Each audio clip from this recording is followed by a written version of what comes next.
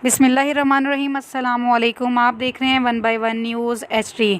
खबर से आगाह करते हैं। चिश्तियाँ का नवाही इलाका ढेरावाला में गवर्नमेंट गर्ल्स एलिमेंट्री स्कूल 136 मुरादवाला में टीचर इल्म की रोशनी चलाने की बजाय मासूम बच्चियों की नाजेबा वीडियो बनाकर फहाशी फैलाने लगे।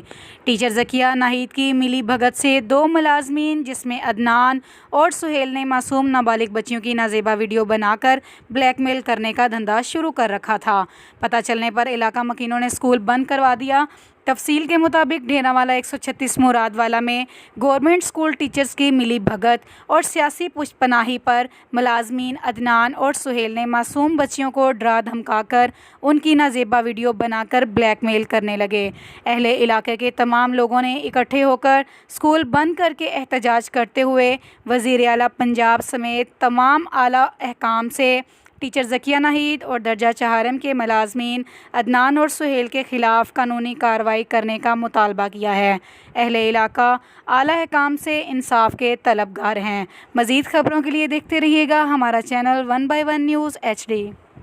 ज़किया नाहिद 2 मुलाजम ने मोहम्मद सुहेल और मोहम्मद अदनान उन्होंने बच्चियों नूं साड़ियां नूं ब्लैकमेल करना शुरू करता। उन्होंने गंदी वीडियो बनाउंदे, उन्होंने कोल जिहड़े मोबाइल आ उन्होंने विच भी गंदी वीडियोज़ ने।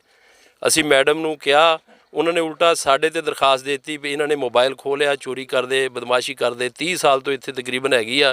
काफ़ी दफ़ा दरखास्तां दे चुके हैं, लेकिन इनू सियासी पुश्त बनाई है चीमा साहब की। वो कहती मेरे हत्थ बहुत लंबे ने, लिहाजा साड़ी किते नहीं सुनी जाती। 3 दिन तो मतवातर साड़ा स्कूल बंद आ।